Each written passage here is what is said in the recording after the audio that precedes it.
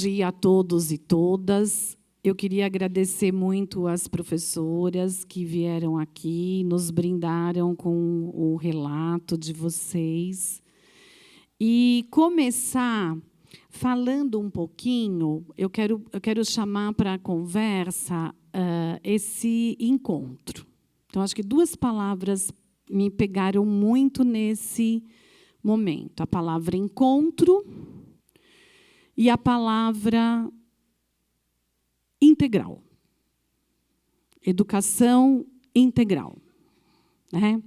Encontro, eu quero começar já pontuando essa aproximação, esse encontro que foi proporcionado aí pela secretaria. Então, esse encontro da gente pensar essa criança como um ser inteiro, como alguém que é único, que é singular, que é inteiro, mas que essa inteireza ela é construída na relação dela com o mundo e com os outros, num território. Então, da gente perceber essa grande articulação, então, parabenizar, né, a vereadora Janaína, o Cristiano, a Rafaela, por essa iniciativa de unir as pessoas que trabalham com as crianças, né? Não só para as crianças, mas com as crianças, lá na educação infantil, num território que é,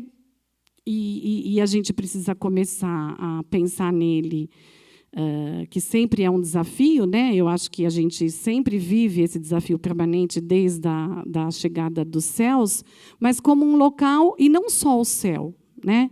O que é construir uma política pública para a infância e trabalhar com todos os educadores, os gestores, as pessoas que se envolvem nisso, pensando nessa criança como uma criança de ser inteiro.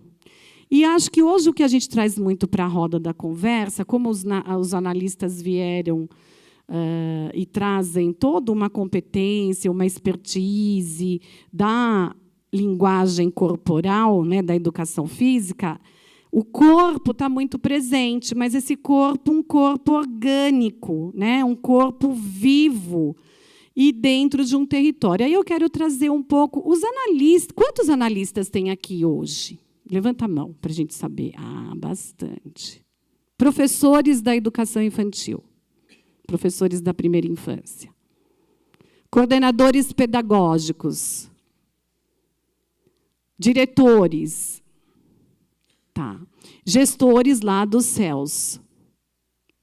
Então, acho que é muito interessante a gente perceber essa interface entre a cultura, o esporte, né, a educação física, o esporte, o desporto, e verificar, então, essa possibilidade de diálogo.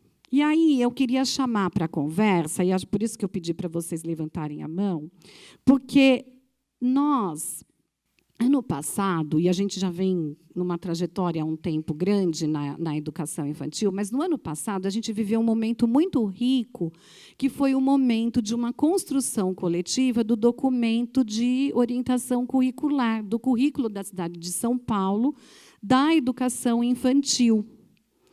E aí, quando vocês foram falando hoje, desde o começo da apresentação, né? E assim, o Cristiano até deu uma risadinha, eu estou vendo ele aqui, mas a gente sabe, né, Cristiano, a peleja que foi. E ele foi um documento que foi construído numa perspectiva de gestão democrática, onde ele foi submetido, no seu processo de construção, a 2 consultas públicas para todos os professores, gestores da infância, da rede, e havia um grupo, quase um exercício de loucura, né, gente, sistematizar isso com um grupo de 200 educadores da infância da cidade de São Paulo. E as assessoras, Maria Helena, eu e outras assessoras, ajudando a fazer a costura desse documento junto com a equipe lá da educação infantil. E eu acho que a gente precisa resgatar essa história aqui para a gente estreitar esse diálogo e colocar mais potência naquilo que a gente faz. Porque hoje eu ouvi algumas coisas que são muito do universo da educação física, né? As analistas têm uma formação muito maior na educação física e construíram uma ponte, né? Vocês estão construindo pontes com as professoras lá das unidades, das EMEIs, dos SEIs, o que é super importante. Então, para a gente construir essa ponte, pensando nessa criança e nesse bebê aí de corpo inteiro, e o que está por detrás, o que a gente espera de uma pedagogia da infância, eu queria trazer primeiro aqui a ideia de território. O nosso currículo, logo lá no comecinho, e vocês podem acessá-lo pelo portal, porque talvez os analistas não tenham recebido uma unidade, né? Porque é difícil mesmo, e vocês trabalham com tantas outras facetas. Mas vocês podem, eu acho que isso ajudaria muito as professoras que estariam aqui a acessar. Então, um dos critérios que nós utilizamos na construção deste documento é que a gente conta história. Então, a gente começa a pensar. Tem princípios que vão organizar, eu vou falar, não vou falar todos, porque a gente tem uma questão de tempo e a Maria Helena vai dar continuidade, mas eu queria resgatar isso. Mas nós temos princípios como a autoria, o protagonismo da criança nessas relações, nessas interações. Mas pensar em território, e aí a gente começa o trabalho da manhã hoje, com as crianças vindo aqui, ocupando o território da nossa discussão. Com vocês, aí, enquanto instância de secretaria, fazendo essa relação, entrando, rompendo fronteiras, né? Trabalhando com aquilo que a gente chama de fronteiras e fronteirias, né? Porque são fronteiras permeáveis. E aí que a gente consegue dar potência para o trabalho. E pensar em território nessa perspectiva de um lugar do vivido, aonde a vida se estabelece, não um território como um espaço.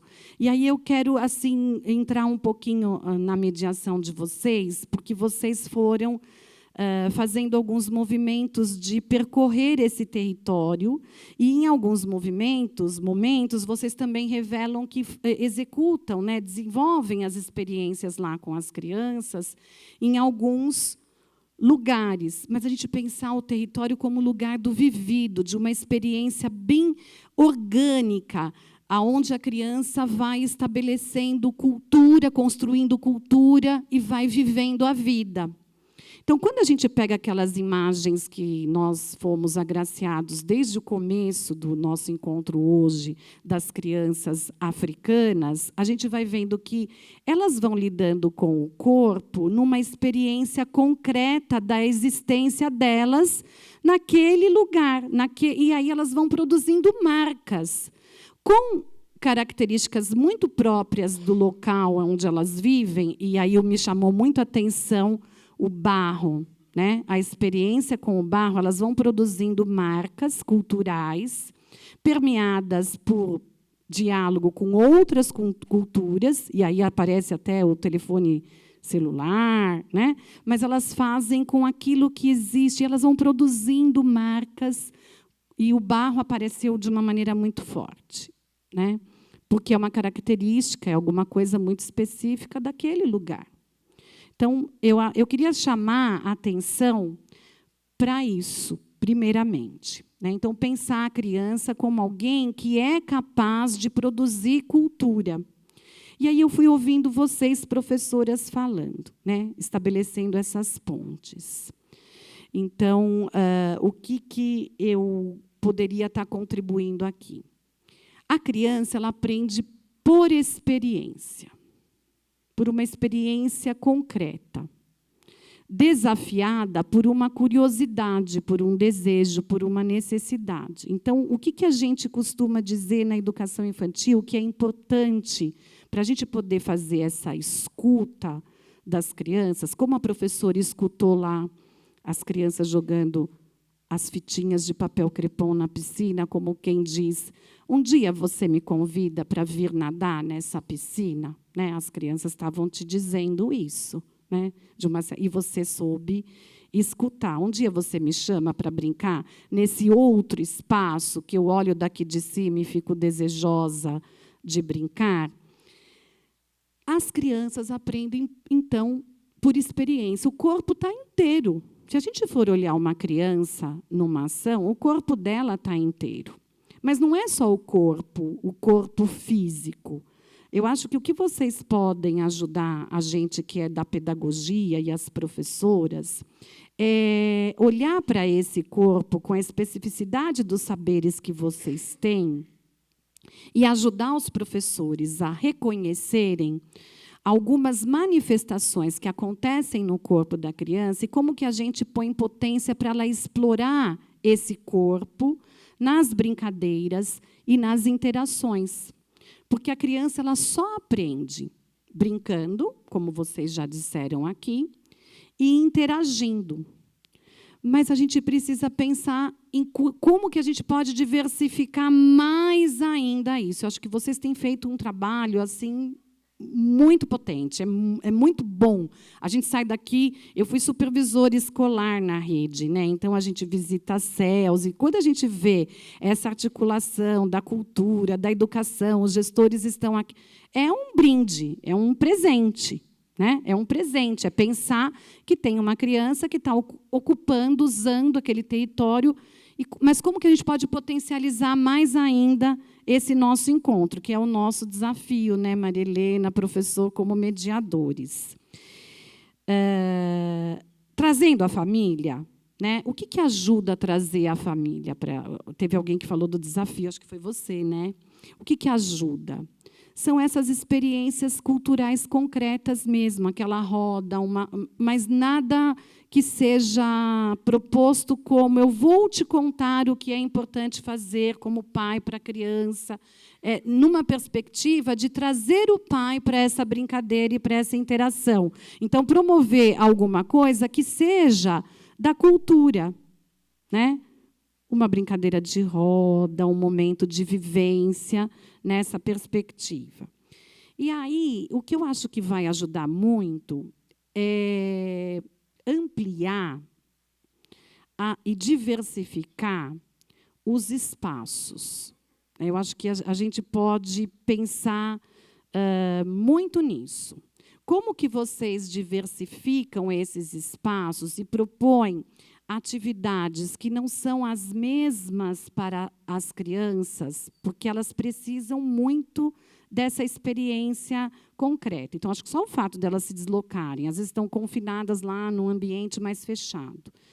Ir para fora, né, usar o espaço aberto do céu, né, usar outros ambientes, vocês trouxeram, né, a experiência da piscina, mas a gente diversificar. Eu acho que é isso por isso que eu convidei vocês a fazerem a leitura lá desse currículo. Acho que vocês vão conseguir narrar, ampliar as histórias de vocês à medida em que vocês ampliem, diversifiquem mais. Porque uma coisa que a gente aprende na educação infantil com os pequenos, e por isso que, às vezes, eles têm essa dificuldade de ficar... eles acabam ficando muito agitados, e às vezes o professor da infância não percebe isso, é que se ele ficar um tempo esperando para fazer alguma coisa, aí ele começa a ficar incomodado, assim como a gente, né, que fica incomodado na fila do restaurante, na fila do banco, na fila do caixa do supermercado.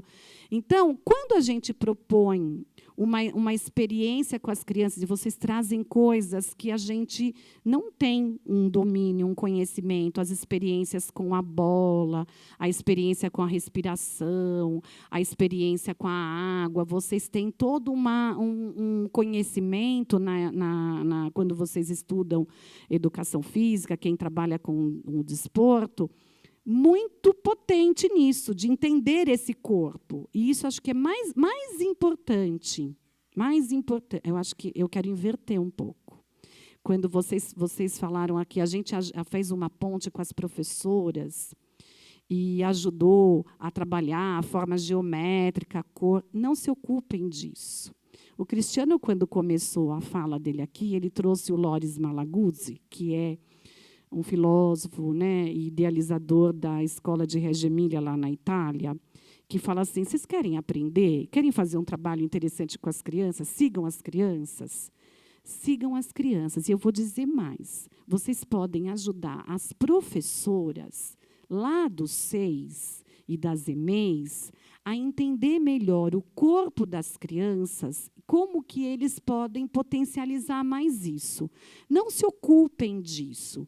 Até porque, hoje, na educação infantil, o que a gente experimenta é que quanto maiores forem as experiências, por exemplo, eu vi a cena da piscina ou dos espaços, tinham espaços que vocês promoviam experiências de deslocamento, com obstáculos, com os pneus. Quanto mais a gente diversificar, né, o que a gente propõe hoje, pede para o pessoal fazer lá nos SEIs, nas EMEIs, é uma diversificação. Então, eu vou colocar tantos outros materialidades, objetos que possam aguçar a experiência corporal dessa criança, mas, num primeiro momento, a gente observa eles fazendo. E eles vão dando para a gente pistas do que a gente precisa desenvolver mais neles. A gente vai vendo aquele que... Aí eu tenho um que foi lá tentar escalar uma coisa. Eu tenho outro que foi lá tentar brincar com o cabo de guerra. E aí a gente vai vendo como que aquele menino, aquela menina vai se relacionando com aquelas materialidades, com aqueles objetos, e o que a gente pode pôr potência nesse corpo. Tá? Aí a gente usa 3 princípios básicos, que é a escuta. Então, a pergunta que a gente vai fazer sempre num planejamento de uma ação é: tem escuta das crianças? Como que a gente está observando e escutando as manifestações das crianças? Eles ajudam a organizar aquele espaço, mesmo que seja lá o espaço da respiração, né? O que a gente vai fazer agora para ouvir a nossa respiração, né? E tentar propor com as crianças situações para que elas sejam autoras, para que elas, de fato, ajudem, elas fazem parte do planejamento. Eu acho que o que eu poderia dizer para vocês, em termos, estão me dizendo aqui que eu tenho 5 minutinhos, né?